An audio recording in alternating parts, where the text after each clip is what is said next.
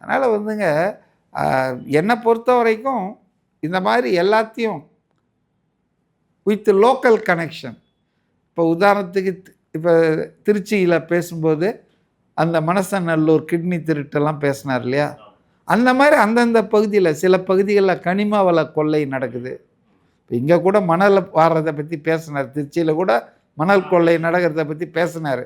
அப்போ அந்த மாதிரி அந்த ஏரியாவில் பிரத்யேகமாக மக்களை பாதிக்கிற பொது நன்மைக்கு குந்தகம் விளைவித்திருக்கிற முக்கியமான பிரச்சனைகளை இப்போ நம்ம ரகுபதி இருக்கார் இல்லையா, புதுக்கோட்டை அமைச்சர், அவர் மாவட்டத்தில் தான் மிக அதிகமான கனிம கொள்ளையெல்லாம் நடக்குதுன்னு ஒரு அதிமுக ஒரு இஸ்லாமியர், பேர் எனக்கு டக்குன்னு ஞாபகம் வரல, அவர் வந்து கொல்லப்பட்டார், லாரி ஏற்றப்பட்டு கொல்லப்பட்டார்.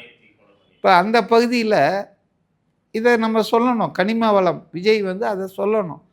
அதே போல் திருநெல்வேலியில் ஒரு போலீஸ் ரிட்டையர்டு இன்ஸ்பெக்டரு, அவர் 10 நாளாக வந்து காணொலியே போட்டார் என்னை கொலை பண்ண போகிறாங்கன்னு.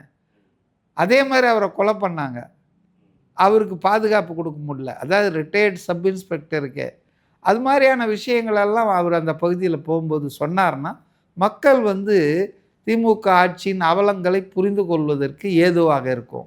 அதனால் பாசிட்டிவாகவும் சொல்லணும். நாங்கள் வந்து ஆனால் இதை சொல்கிறார், சட்டம் ஒழுங்கில் நாங்கள் ரொம்ப நடுநிலையாக இருப்போம், அதே போல் இந்த பெண்கள் பாதுகாப்பில் நோ காம்ப்ரமைஸ்,